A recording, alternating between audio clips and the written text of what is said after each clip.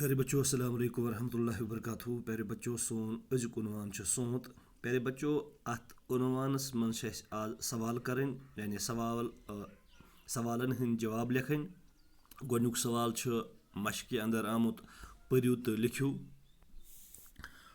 वंदस मज छ पेवान शीन, सोतस मज छ फलान पोश, रेत काल छु गर्म सत फसल फबान, हरद छु फसल पपान। वंद सोत रेत कोल तो हरुद छु चोर मौसम। प्यारे बच्चों इत उर्दूबस मज वनान मौसम सरमा, मौसम बहार, मौसम गर्मा, मौसम खिजा। हर कुन मौसमस पन पन काम आसान, हर कह मौसम पन पन काम दिवान।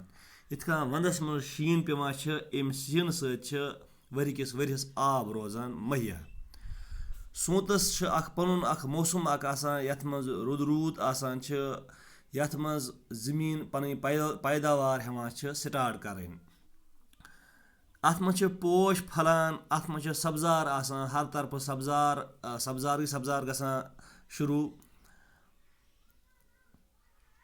हर कह पनुन काम काज करने खतर नेरान। प्यारे बच्चों इथे कन मौसम गर्मास मज फसल फबान, यह तैयार हेवान गसन, यह हेवान मंजिल हेवान पनुन तय करुन अत गर्मस मज। अत पन अफादियत अत मौसम गर्मास। इथे कन मौसम खिजा यथ मज फसल पपान, नो ज्यादा गर्म आसान मौसम, नो ज्यादा सर्द आसान मौसम, दरमियानी मौसम आसान। अत मज फसल पपान, यह फसल अस तैयार दिवान करित, यह खिजा मौसम। प्यारे बच्चों सवाल नंबर 2 लफ्ज बनवियो। मिसाल आमज और दिन बाग बागन, इथे कन नाग नागन, दाग दागन, माग मागन, राग रागन। प्यारे बच्चों सवाल नंबर 3 आमुत दिन, जवाब लिखियो। सोत कर छु यवान।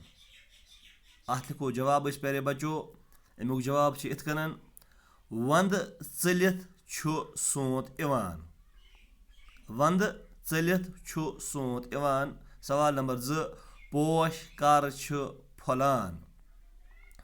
प्यारे बच्चों अमुक जवाब इत कन सोतस मज छ पोश फलान। प्यारे बच्चों अमुक जवाब इत कन सोतस मज छ पोश फलान। सवाल नंबर 3 प्यारे बच्चों जानवर क्या छ करान। प्यारे बच्चों अमुक जवाब इत कन जानवर छ करान बोल बोश। प्यारे बच्चों जवाब इत कन जानवर छ करान बोल बोश। सवाल नंबर 4 लूख कोत कोत छ सैलस गसान। जवाब इत कन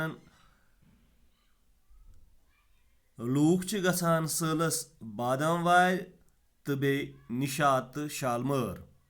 लूख छ गसान सैलस बादाम वार तो बे निशात तो शालमर।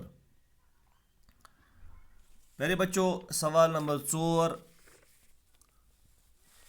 आखरस पे दिन आमत्यो लफ्जों मन सारियो लफ्ज तो अडलिक जुमल करियो मुकम्मल। मिसाल आमज और दिन प्यारे बच्चों पोश फुलई। बाकी लफ्ज रलावन, लफ्ज आमत बन दिन, जुमल बनावन व लफ्ज रलित जुमल बनावन। वंद चुल शीन गुल, सोत आव, बाग वस, हवा छाव। प्यारे बच्चों सवाल नंबर 5 मिसाल वुचित रलवियो अक्षर तो बनवियो लफ्ज। अक्षर यथ मज आम दिन रलित लफ्ज बनावन मिसाल आम और दिन नामावार और आम दिन पे बाकी रलावन तो बनावन लफ्ज पे ब्या जानवार यानी जानवर इथे कन ब्या बख्तावार बख्तावार ब्या सदरवार सदरवार। प्यारे बच्चों, यो अजुक सोन उन्वान, दियो में इजाज़त। अस्सलामु अलैकुम वरहमतुल्लाहि वबरकातुहू।